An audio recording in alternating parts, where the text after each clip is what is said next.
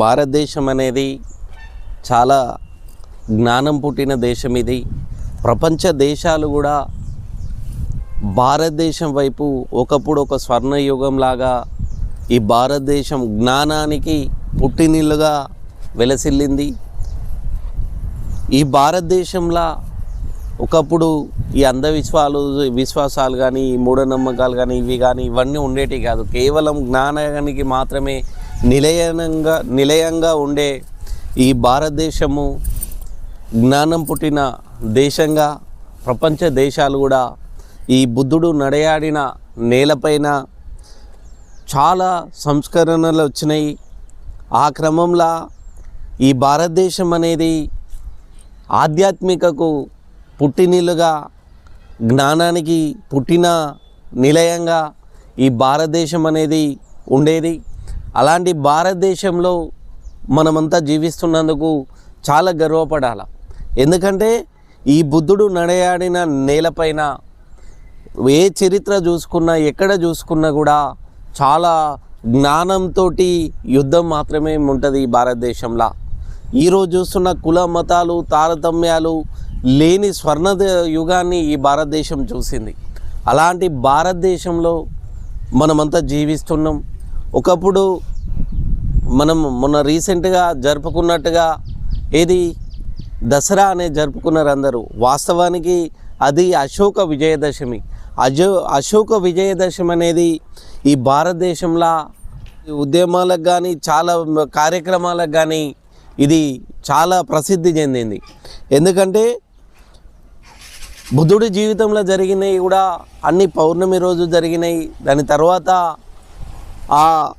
ఈ అఖండ భారతదేశాన్ని పరిపాలించిన అశోక చక్రవర్తి సామ్రాట్ ఎవరైతే ఉన్నాడో ఆ రాజు, ఈ అఖండ భారతదేశాన్ని పరిపాలించిన ఆ రాజు ఈ భారతదేశంలో ఆ అశోక విజయదశమి రోజు అయిన ఆ బుద్ధుడి ధమ్మాన్ని తీసుకొని ఈ భారతదేశంలో తన పిల్లలని కూడా ఈ భారతదేశంలో చుట్టూ నలుమూలలు తింపడమే కాకుండా ప్రపంచ దేశాలకు కూడా ఈ బుద్ధుని బోధనలు అవసరం అని చెప్పేసి ఈ అశోక చక్రవర్తి ఆ రోజు తన పిల్లలని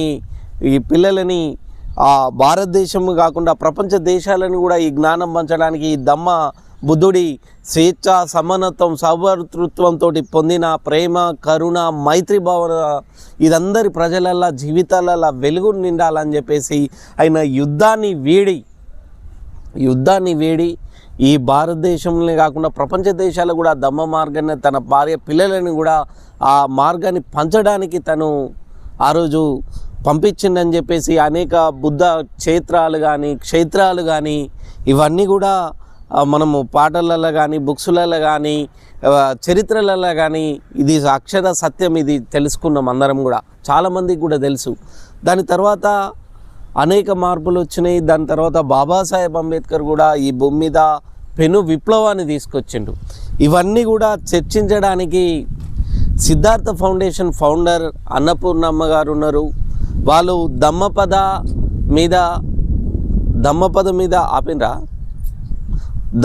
మీద పిఎంసి ఛానల్లో 100కు పైగా తెలుగులో ఎపిసోడ్స్, 100కు పైగా ఇంగ్లీషు అనేక అంశాలపై ఈ భూమి మీద సంఘ సంస్కర్తలు కానీ మహనీయులు కానీ ఈ చరిత్రలన్నీ ఈ అసమానతలు పోవడానికి ఎంతమంది అయితే ఈ భూమి మీద వాళ్ళ అసువులు బాసి వాళ్ళ త్యాగాల పునాదులపైన రాసులపైన పేర్చుకున్న మన జీవితాన్ని ఈ సమాజానికి అందియాలని చెప్పేసి వారు కూడా చాలా కార్యక్రమాలలో చేసిండ్రు, చాలా వీడియోస్ మాట్లాడినరు. ఈరోజు వారితో మనం ఉన్నాము. ఆ మేడం గారితో ఉన్నాము, అమ్మగారితోటి ధమ్మపద అన్నపూర్ణ గారు బుద్ధ వందనాలండి. నమస్కారం మేడం. ఈ అఖండ భారతదేశాన్ని పరిపాలించిన అశోక చక్రవర్తిని మనం చూస్తున్నాం. చాలా బుక్స్లలో కానీ చిన్నప్పుడు చదువుకున్న సోషల్లో కానీ తర్వాత ఇంటర్లో కానీ హిస్టరీకి సంబంధించి వచ్చినప్పుడు అశోక సామ్రాట్ కోసం మనం కనుక్కుంటాం. అసలు ఎవరు ఈ అశోకుడు, ఈయన ఎందుకు ఆ బుద్ధ బోధనలను ఆ బుద్ధుణ్ణి ఎందుకు అనుసరించాల్సి వచ్చింది మేడం? ఈ అఖండ భారతదేశాన్ని పరిపాలించిన అశోక సామ్రాట్ కదా, ఆ సామ్రాట్ ఎందుకు పరిపాలించాల్సి వచ్చింది, ఆ దమ్మ మార్గంలో ఎందుకు నడిచి వాళ్ళ పిల్లల్ని ఇది చేశారు మేడం? భారతదేశం అనేది పూర్వకాలం నుంచి కూడా ఋషుల పరంపరలో, గురుల పరంపరలో కొనసాగింది.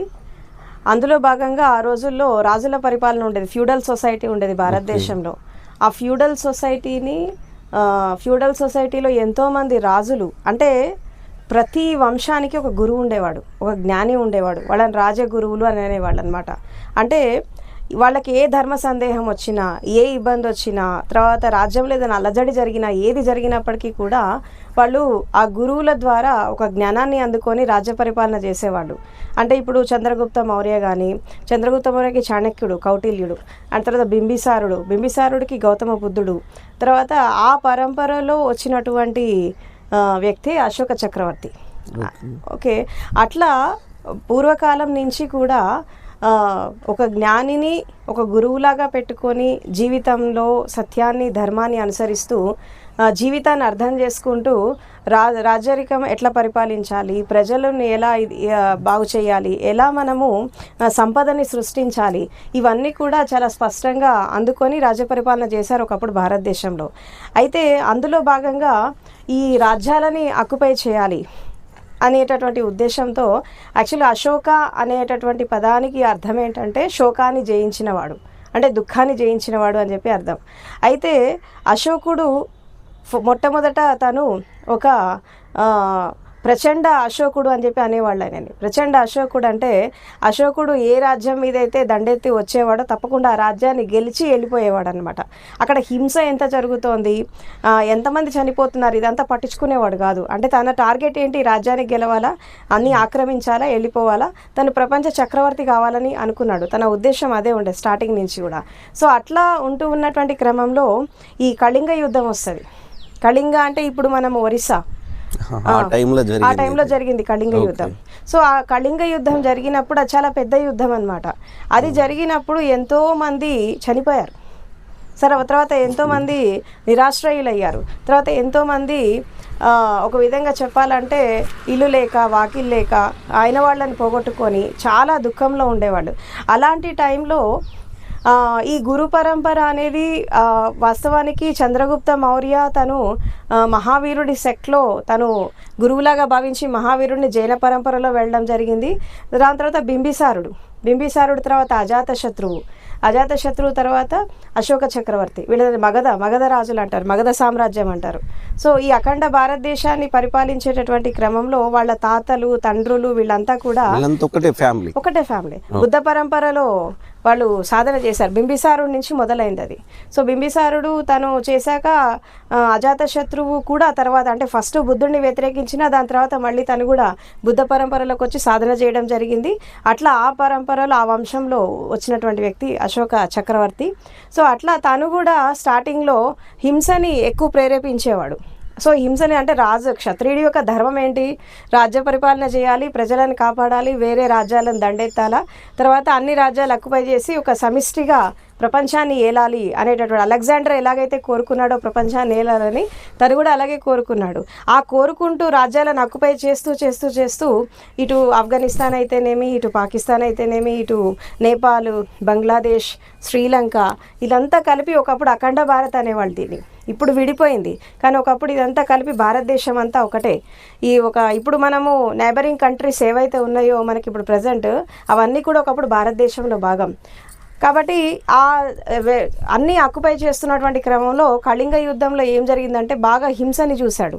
అప్పుడు అనుకోకుండా ఒక బౌద్ధ భిక్షువు ఆయన వచ్చేసి, మీరు ఇంతమందిని చంపారు, ఒక్కరి ప్రాణానైనా మీరు రక్షించగలరా అని చెప్పి క్వశ్చన్ చేస్తారనమాట. దాంతో అశోకుణ్ణి, ఎవరు బౌద్ధ భిక్షువు. సో అట్లా క్వశ్చన్ చేయడం వల్ల ఏమవుతుందంటే ఆయనలో ఒక థాట్ ప్రాసెస్ స్టార్ట్ అవుతుంది, నిజమే కదా అని చెప్పి ఆలోచిస్తాడు అన్నట్టు. అప్పుడు ఏం చేస్తాడంటే ఇంకా అశోకుడు అని ఇంకా హింస చేయకుండా తను ఒక అహింసా మార్గంలోకి వస్తాడు. ఈ అహింసా మార్గంలోకి వచ్చాక ఏం జరుగుతుంది అంటే ఈ మళ్ళీ బౌద్ధ ధర్మాన్ని ప్రచారం చెయ్యాలి అని అనుకుంటాడు.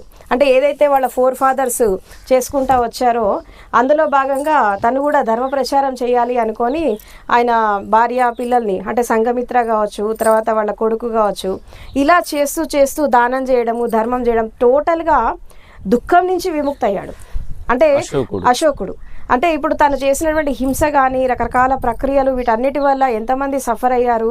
తను మెడిటేషన్లో కూర్చున్నప్పుడు తన సఫరింగ్ని అర్థం చేసుకుంటూ ఇన్నాళ్ళు నేను ఎంతమందిని సఫర్ చేశానో నాకు తెలిసి తెలియక అని చెప్పి తను రియలైజ్ అయ్యి ఇక మీదట అశోకుడు యుద్ధం చెయ్యడు, రాజ్యాలను ఆక్రమించాడు అని చెప్పి తను ఒక డిక్లరేషన్ ఇచ్చాడు. ఇప్పుడు ఏం చేస్తాడంటే తను బుద్ధిజంని స్ప్రెడ్ చేయాలి, బౌద్ధ ధర్మాన్ని స్ప్రెడ్ చేయాలని చెప్పి ఆయన ఆలోచిస్తూ ఏం చేస్తాడంటే రకరకాల చైత్యాలు కడతాడు. చైత్యాలు అంటే స్తూపాలు అన్నట్టు, ఇప్పుడు బుద్ధవనం లాగా రకరకాల చైత్యాలు కట్టాడు. చైత్యాలు కట్టడంతో పాటు universities, Nalanda university, Vikramashila university, తర్వాత తక్షశిల యూనివర్సిటీ, ఇవన్నీ కూడా మనకి బింబిసారుడు అశోక చక్రవర్తి టైంలో ఇవన్నీ వచ్చినవే. సో ఇటు విద్యాదానము, అటు ధర్మదానము, అదేవిధంగా ఒక నైతికత, నీతి నియమాలతో రాజ్యాన్ని పరిపాలించడం మొదలుపెట్టాడు. అంటే ఒక విధంగా గౌతమ బుద్ధుడి తర్వాత ఈ బుద్ధ ధర్మం, ఎస్పెషల్లీ బౌద్ధ ధర్మం అనేది ఇతర దేశాల్లో స్ప్రెడ్ కావడానికి కారణం అశోక చక్రవర్తి. అంటే ఇటు మన నేబరింగ్ కంట్రీస్లో వియత్నాం కానీ ఇప్పుడు ఏవైతే బుద్ధిస్ట్ కంట్రీస్ ఏవైతే ఉన్నాయో ఈ బౌద్ధ భిక్షువులని ఆయన వేరే వేరే దేశాలకు పంపించేవాడు బౌద్ధ ధర్మ ప్రచారం చేయడానికి. అదేవిధంగా వాళ్ళ పిల్లలు కూడా ఇద్దరు మాంగ్స్ అయిపోయారు. అశోక చక్రవర్తి పిల్లలు కూడా మాంగ్స్ అయిపోయారు. వాళ్ళు కూడా ధర్మ ప్రచారానికి వెళ్ళిపోయారు. ఎంతోమంది బీద సదల్ని ఆదుకోవడము, రకరకాల ధర్మ కార్యాలు చేయడము, బుద్ధ ధర్మాన్ని ఎస్టాబ్లిష్ చేయడము, ఇలా చేస్తూ చేస్తూ చండ అశోకుడు కాస్త ఒక ప్రియమైన వాడైపోయాడు. అంటే అశోకుడు వస్తున్నాడంటే అందరూ భయపడేవాడు ఒకప్పుడు. అట్లాంటిది తన దేవానాం ప్రియదర్శి అని ఒక బిరుదుంది. దేవానాం ప్రియదర్శి అని ఒక బిరుదుంది అశోకుడికి. అదేంటి అంటే దేవతలకి ఇష్టమైన వాడు, ప్రజలని నచ్చినవాడు అని చెప్పి అర్థం అన్నమాట. అట్లా ఆయనకు ఒక బిరుదు కూడా ఇచ్చారు. సో అట్లా అశోక చక్రవర్తి బౌద్ధ ధర్మానికి చాలా సేవ చేశాడు. అండ్ మనకి పుస్తకాల్లో చరిత్రలో మనం చదువుకుంది ఏంటి అంటే అశోకుడు ఏం చేశాడంటే చెట్లు నాటించాడు. ఇది ఒకటే మనకు తెలుసు. కానీ అశోకుడు చెట్లు ఎందుకు నాటించాడు అంటే ప్రకృతిని కాపాడడానికి, నేచర్ని కాపాడడానికి. మనకి ఇది ఒకటే తెలుసు. అశోకుడు ఏం చేశాడంటే చెట్లు నాటించాడు అని చెప్పి చెప్తారు. ఇప్పుడు కొన్ని చెట్లు, ఇప్పుడు ఇవి ట్రీస్ ఉన్నాయి, వీటిని అశోక ట్రీస్ అంటారు. ఆ కాలంలో ఇలాంటివి ఎక్కువ ఆయన నాటించడం, దీన్ని అశోక ట్రీ అంటారు దీన్ని. సో అట్లా ఆ చెట్లు నాటించడంతో పాటు పర్యావరణాన్ని కాపాడుతో పాటు ప్రజలకు ఇష్టమైనటువంటి రాజులాగా, తర్వాత బౌద్ధ ధర్మ స్థాపకుడిలాగా ఇలా ఎంతోమందికి ఒక ప్రేరణగా నిలిచి మళ్ళీ బౌద్ధ ధర్మాన్ని భారతదేశంలో ఎస్టాబ్లిష్ చేశాడు అశోకుడి కాలంలో. ఇది ఆయన గొప్పతనం. ఈ విశ్వవిద్యాలయాలు కూడా కట్టిండ్రు అంటారు. ఇంకోటి ఏంటంటే అశోక చక్రం ఇవాళ ఏదైతే మనం సెల్యూటేషన్ చేస్తామో మన త్రివర్ణ పతాకంలో కూడా అశోక చక్రం ఉంటుంది. ఇంకోటి ఆ రోజు మన ఈ రాజముద్ర అంటారు కదా మేడం, సింహాలది ఇప్పటికి కూడా అశోకునికి సంబంధించింది అంటారు. ఆ రోజు అశోక పిల్లర్, ఈ సింహాలది కానీ, ఈ అశోక చక్రం కానీ, లేకపోతే ఈ రోజు మనం చూస్తున్న లొంబినిలో ఉన్న బుద్ధగయ అంటారు కదా మేడం, ఆ క్షేత్రాలు కానీ ఇవన్నీ అశోకుడు చేసినాయి మేడం, ఆయనకు సంబంధించినవి. అయితే ఇప్పుడు ఎందుకు అవి అసలు ఈ సమాజానికి ఆయన ఎందుకు అందియాలనుకున్నాడు ఇవి?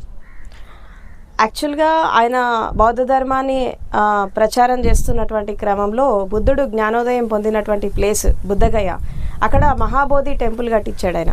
ఇప్పుడు ప్రజెంట్ ఉన్నటువంటి టెంపుల్ అశోక చక్రవర్తి కట్టించింది. అండ్ అదేవిధంగా ఈ విశ్వవిద్యాలయాలు ఎందుకు ఇప్పుడు ఎస్పెషల్లీ నలంద యూనివర్సిటీ ఉంది, విక్రమశిల ఉంది, తక్షశిల ఉంది. అంటే యాక్చువల్గా వాళ్ళ ఫోర్ ఫాదర్స్ నుంచి కూడా ఈ విద్యకి, జ్ఞానానికి, విజ్ఞానానికి ఎక్కువ ఇంపార్టెన్స్ ఇచ్చారు. వాళ్ళ వంశంలో ప్రతి ఒక్క వ్యక్తి ఆ జ్ఞాన పరంపరలో, ఈ విజ్ఞాన పరంపరలో వెళ్ళిన వాళ్ళే. సో ఆ వారసత్వాన్ని తను అందుకొని మళ్ళీ తను కూడా విద్యాదానం చేయాలి. ఎంతోమందికి మనము వైద్యం కానీ, విద్య కానీ, ఇప్పుడు ఫర్ ఎగ్జాంపుల్ ఆచార్య నాగార్జునుడు ఉన్నాడు.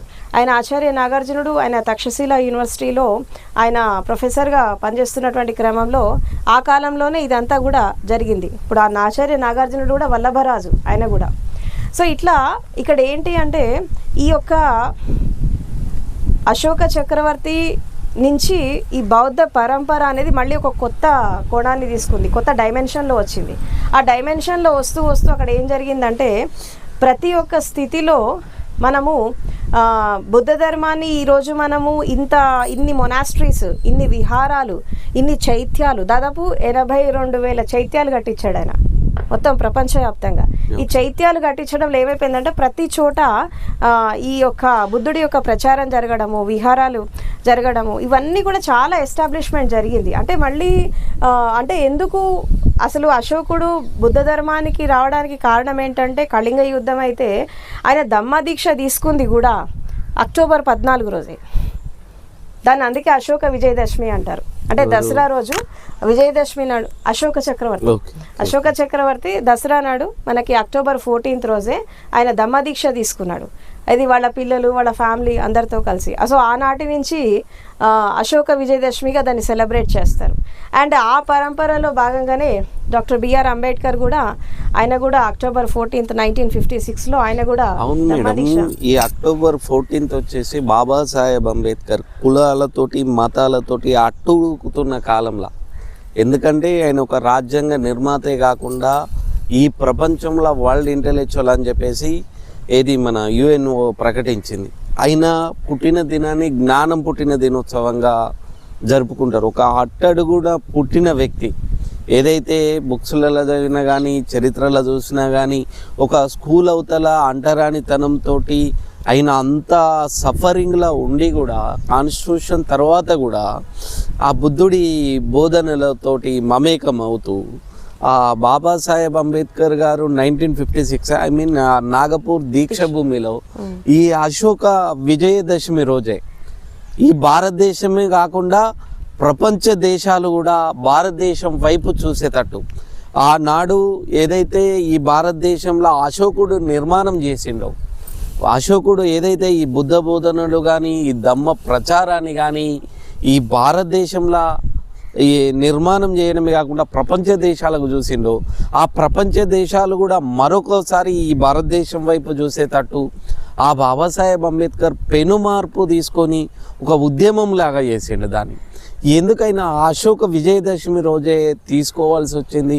అసలు ఆయన అటువైపు మళ్ళడానికి కారణం ఏంది? అసలు ఈ బాబాసాహెబ్ అంబేద్కర్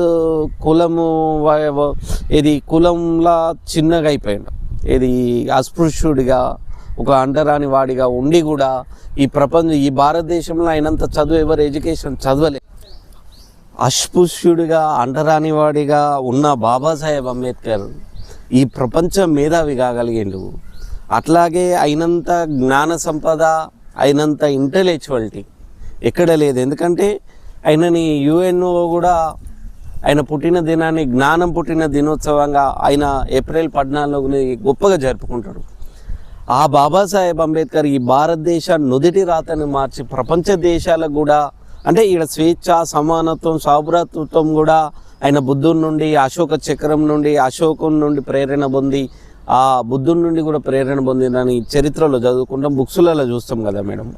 అలాగే ఈరోజు అశోక వీల్ కూడా దానిలో ఉండడానికి, ఆ రాజముద్ర ఉండడానికి కూడా బాబాసాహెబ్ అంబేద్కర్ ఆ రోజు ఈటి నుండే తీసుకున్న చరిత్ర అనేది ఎక్కడి నుండో కాదు, నా భారతదేశ చరిత్రని నేను తిరిగి మళ్ళీ నిర్మాణం ఈ భారతదేశంలో నా సమాజానికి, ఈ అణగారిన వర్గాలకే కాకుండా ఈ ప్రపంచానికి అందియాలన్న ఒక కొత్త కోణంలో డాక్టర్ బాబాసాహెబ్ అంబేద్కర్ ఆ ప్రపంచ మేధావి ఈ అశోక విజయదశమి రోజు అక్టోబర్ 14, 1956 నాగపూర్ దీక్ష భూమిలో సుమారు 6 లక్షల మంది పైచిలకు జనంతో ఆయన బుద్ధుడి ధమ్మాన్ని మళ్ళా అశోక విజయదశమి రోజు ఈ సమాజానికి, ప్రపంచం కూడా ఈ భారతదేశం వైపు చూసేటట్టు, ఈ భారతదేశంలో కూడా ఒక ఉద్యమం లాగా ఆ బుద్ధ మార్గాన్ని, ఆ బుద్ధ ధమ్మాన్ని తిరిగి అశోక విజయదశమి రోజే ఎందుకు అందియాల్సి వచ్చింది మేడం ప్రజలందరికీ?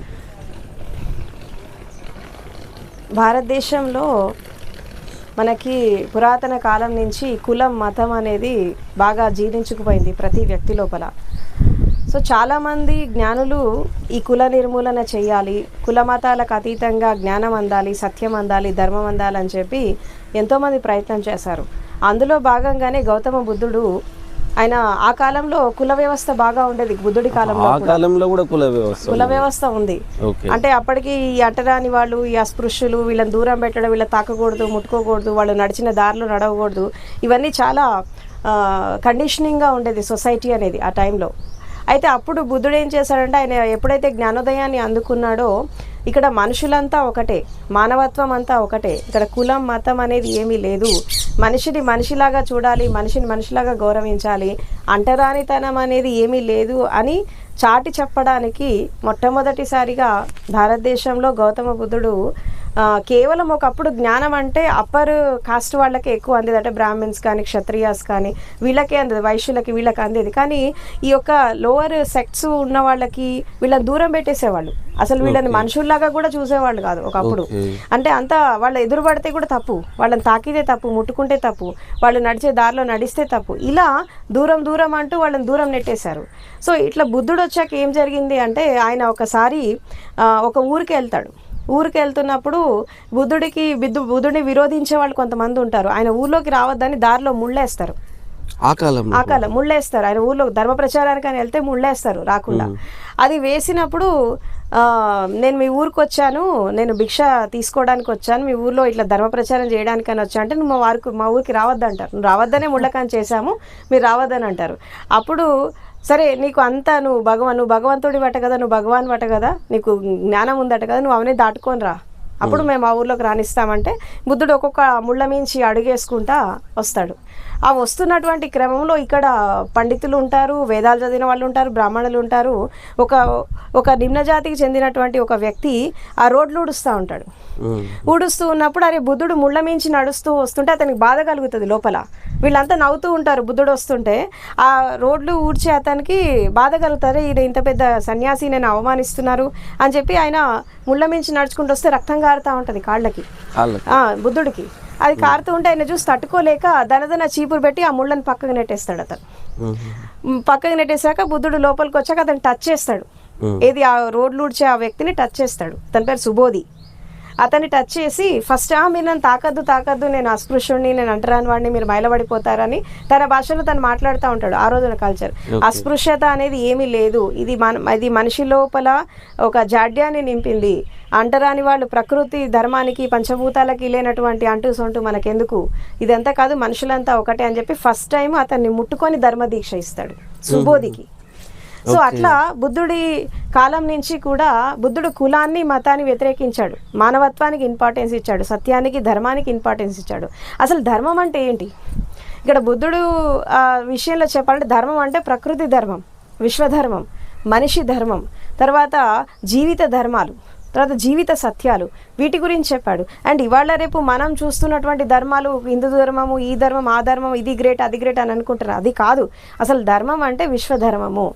ఏ మనిషి అయినా, ప్రకృతిలో ఉండే ప్రతి ఒక్క జీవి కూడా ఆ ధర్మం ప్రకారమే జీవించాలి అని చెప్పి ధర్మాన్ని బోధించాడు. అంటే ఏస ధమ్మో సనాతనో అంటాడు.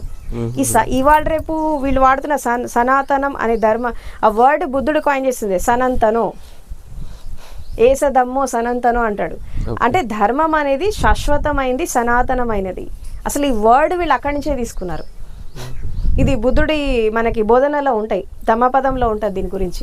అయితే ఇక్కడ ఈ బుద్ధ పరంపరలో భాగంగా వచ్చినటువంటి బింబిసారుడైనా, చంద్రగుప్త మౌర్య అయినా, ఈ అశోక చక్రవర్తి, వీళ్ళంతా కూడా అంటే ఒకప్పుడు ఈ ధర్మచక్ర ప్రవర్తన ఏదైతే ఉందో, అంటే బుద్ధుడు సారనాథులు ఈ ధర్మచక్ర ప్రవర్తన చేస్తుంది కూడా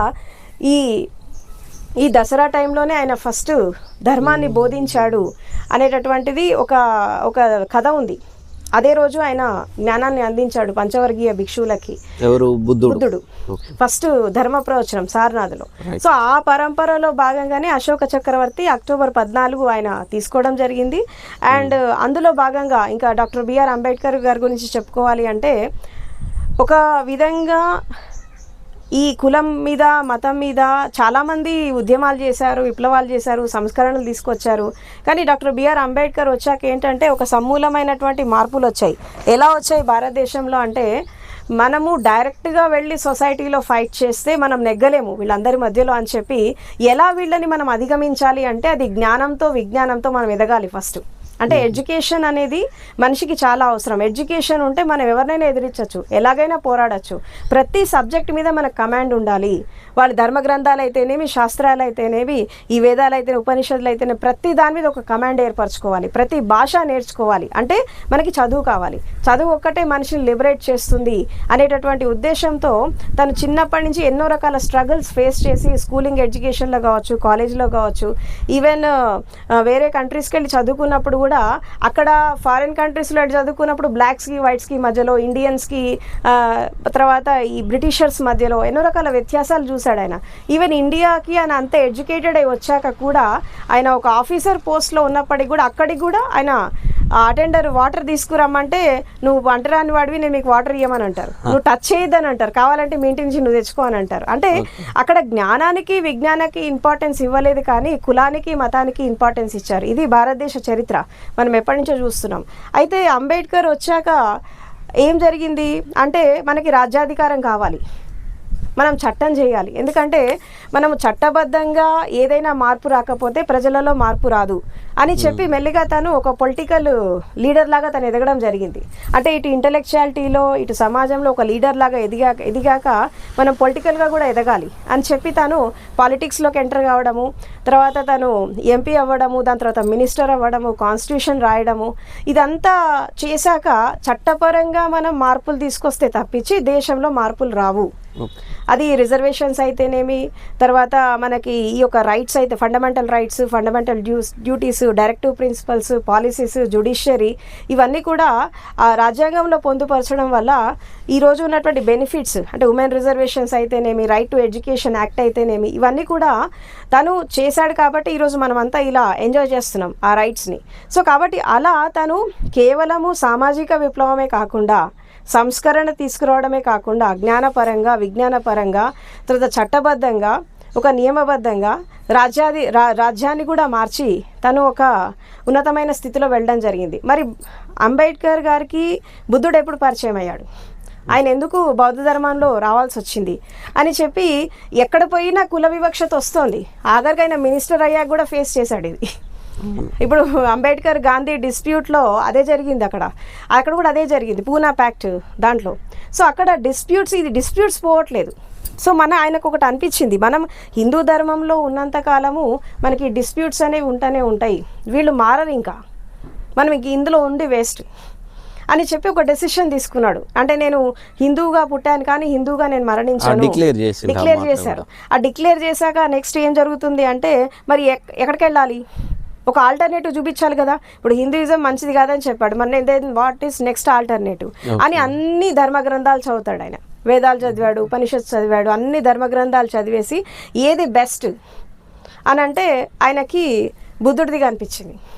అంటే ఆయన కోరుకుంది ఏంటి, బుద్ధిజంలో ఆయన వెళ్ళడానికి ముఖ్యమైన కారణం ఏంటంటే, ఒకటి మనిషిని మనిషిలాగా గౌరవించడం, విజ్ఞానం అందరికీ అందియడము, తర్వాత బుద్ధుడు కుల మతాలని వ్యతిరేకించాడు, మనిషికి ఇంపార్టెన్స్ ఇచ్చాడు, మానవత్వానికి ఇంపార్టెన్స్ ఇచ్చాడు, జ్ఞానానికి సత్యానికి ఇంపార్టెన్స్ ఇచ్చాడు, కానీ కుల మతాలకి కాదు. ఈ కాన్సెప్ట్ అనేది అంబేద్కర్కి బాగా నచ్చింది. సో అన్ని మతాల్లో ఏదో ఒకటి అభూత కల్పనలు, బ్లైండ్ బిలీఫ్స్, అంధవిశ్వాసాలు, ఇవన్నీ చాలా చూశాడు. హిందూయిజంలో చూశాడు, క్రిస్టియన్లో చూశాడు, ఇస్లాంలో చూశాడు, అన్నిట్లో చూశాక ఇది అంతా కరెక్ట్ కాదు. ఆ మత పెద్దలు కూడా తర్వాత ఎప్పుడైతే ఆయన మతం మార్చుకుంటాడు, ధర్మాన్ని మారుతాడు అని అందరు మత పెద్దలకు తెలిసాక అందరూ ఆయన దగ్గరకు వస్తారు, మీరు మా మతంలోకి రండి అని చెప్పి. అంటే ఈవెన్ హిందువులు కూడా ఆయన ధర్మంలో ఉన్నప్పుడు ఆయన ఎంత వ్యతిరేకించారో, ఈయన ఎప్పుడైతే నేను మతాన్ని మార్చుకుంటాను అన్నప్పుడు హిందువులు కూడా మీరు పోవద్దు అంటారు. ఉన్ననాళ్ళు రెస్పెక్ట్ ఇవ్వాలా, వెళ్ళిపోతున్నప్పుడు పోవద్దు అంటారు. లేదు నేను డెసిషన్ తీసుకున్నా, ఇట్లా అందరూ మత పెద్దలు వచ్చి ఆయన కలుస్తారు అన్నట్టు. అప్పుడు నేను ఒక డెసిషన్ తీసుకున్నాను, మీరేమనుకోవద్దు, నేను రాలేను అని అంటాడు. ఆ రోజు అంబేద్కర్ బుద్ధిజం కాకుండా ఇంకే మతాన్ని తీసుకున్నా ఈరోజు భారతదేశం ఎట్లుండేది కాదు. ఇప్పుడు ఇస్లాంలోకి వెళ్తే చాలా పెద్ద డేంజర్ జరిగిపోయేది. ఆ రోజుల్లో 6 లక్షల మంది అంటే ఈ రోజుల్లో కోట్ల మంది, మొత్తం ఇస్లాం కంట్రీ అయిపోయేది భారతదేశం. ఎందుకంటే 80% ఉన్నారు, 80% మనకి మైనారిటీస్ ఉన్నారు, ఎస్సీ ఎస్టీ కేటగిరీస్ ఉన్నారు. ఇప్పుడు ఆయన వాళ్ళ కోసమే కదా ఆయన ఫైట్ చేసింది. సో అదేవిధంగా అప్పర్ క్యాస్ట్లో కూడా డబ్బు లేని వాళ్ళు ఉన్నారు, డబ్బు ఉన్న వాళ్ళు ఉన్నారు, రకరకాల స్థితిలో ఉండేవాళ్ళు, మహిళలు ఉన్నారు. వీళ్ళందరినీ మనము పోగు చేస్తే 20% అప్పర్ కమ్యూనిటీస్ 20%, మిగతా 80% అంతా వీళ్ళే కదా. సో వీళ్ళంతా అందులోకి వెళ్ళిపోతే ఈరోజు ఇండియా ఇస్లాం కంట్రీ అయిపోయేది, లేదా క్రిస్టియన్ కంట్రీ అయిపోయేది.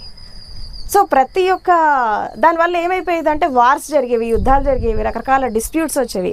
కానీ ఇక్కడ అంబేద్కర్ చాలా ఆలోచించారు ఆయన. సో బుద్ధుడి పరిచయం ఆయనకి 15 సంవత్సరాలు ఉన్నప్పుడు జరిగింది. ఇప్పుడు ఎందుకు బుద్ధుడు చెప్పిన స్వేచ్ఛ, సమానత్వం, సౌభ్రాతృత్వం కానీ, మైత్రి భావన కానీ, ధర్మము, సత్యము, శీలం, మరి మిగతా దానిలో ఆయన కనబడలేదా? దీని వైపు ఎందుకైనా అడుగులు వేయాలి? అంటే యాక్చువల్గా సత్యము, ధర్మము, ఇక్కడ ధర్మము అంటే మతం అయిపోయింది. అక్కడ ఓకే సత్యం ఉంది, కానీ సత్యాన్ని మరుగునపరిచి అసత్యాలు ఎక్కువ ప్రచారం చేశారు వేరే మతాలలో. తర్వాత అభూత కల్పనలు, అంధవిశ్వాసాలు, అంధశ్రద్ధ ఇవి ఎక్కువ ఉన్నాయి. సత్యం కొంతే ఉంది, ఇవి ఎక్కువ ఉన్నాయి, అసత్యాలు ఎక్కువ ఉన్నాయి. అదే నాకు నచ్చలేదు. అండ్ ఇంకొకటి, ఆయన అసలు మతం మార్చుకోవడానికి ముఖ్యమైన కారణం ఏంటి అంటే దేవుడి కోసమో దానికోసమో కాదు. ఆయన మతం మార్చుకోవడం ఏంటంటే మనిషికి స్వేచ్ఛ కలిగియాలి, సమానత్వం కోసం, స్వేచ్ఛ కోసం. ఇది మెయిన్ క్రైటీరియా. ఆయన లాస్ట్ వర్డ్స్లో కూడా ఇదే చెప్తాడు. నేను ఎందుకు ఇంత బ్యాటిల్ చేశాను, ఎందుకు ఇంత ఉద్యమం చేశానంటే రాజ్యాధికారం కోసమో దీనికోసమో దానికోసమో కాదు, for the reclamation of human personality అని అంటాడు. అంటే మనిషికి ఒక స్వేచ్ఛ ఇవ్వడం, తర్వాత మానవత్వాన్ని జీవింపజేయడానికి, మనిషి లోపల మార్పులు తీసుకురావడానికి నేను ఈ ఉద్యమం చేస్తున్నాను అంటాడు. సో ఇది మనిషిలో మార్పు రావడానికి, జీవిత ధర్మాన్ని కానీ, సత్యాన్ని కానీ, ప్రకృతి ధర్మాలను కానీ ఒక ఉన్నది ఉన్నట్టుగా, అండ్ ఎస్పెషల్లీ కులమతాలకి అతీతంగా ఎలాంటి విభేదాలు లేకుండా ఉన్నటువంటిది బౌద్ధ ధర్మం ఒక్కటే ఆయనకు కనబడింది. అందులో చరిత్ర చదివాడు, ఏది అశోక చరిత్ర చదివాడు, తర్వాత ఎన్నో రకాల చరిత్రలు చూశాడు. ఇవన్నీ చూస్తూ ఆయనకు ఒకటే ఆల్టర్నేటివ్ బుద్ధిజం కనబడింది. సో అట్లా ఆయన 6 లక్షల మంది తన అనుచరులతో అక్టోబర్ 14 అశోక విజయదశమి నాడు ఆయన దమ్మదీక్ష తీసుకోవడం జరిగింది నాగ్పూర్లో. సో అట్లా ఒక రెవల్యూషన్ అంటే వాస్తవానికి చంద్రపూర్లో కూడా 3 లక్షల పైచిలుకు మందితోటి అది అక్టోబర్ 16th రోజు. సో సెకండ్ టైం మళ్ళీ తీసుకోవడం జరిగింది. ఆ తీసుకున్నాక ఏం జరిగింది అంటే ఆయన 2 బుద్ధిస్ట్ కాన్ఫరెన్సెస్ కూడా అటెండ్ అయ్యారు. ఏది ఒకటి బర్మాలో, మయన్మార్లో ఒకటి, నేపాల్లో ఒకటి, శ్రీలంకలో ఒకటి, 2-3 బుద్ధిస్ట్ కాన్ఫరెన్సెస్కి అటెండ్ అయ్యాక ఆయన మాంక్ డ్రెస్ వేసుకున్నారు. మీరు ఫోటో కూడా చూసుంటారు. సో అక్కడ ఆయనకి బోధిసత్వుడు, నవబుద్ధుడు అని చెప్పి బిరుదు ఇచ్చారు. అక్కడ ఈ బోధిసత్వ అనే వర్డ్ అక్కడే వచ్చింది.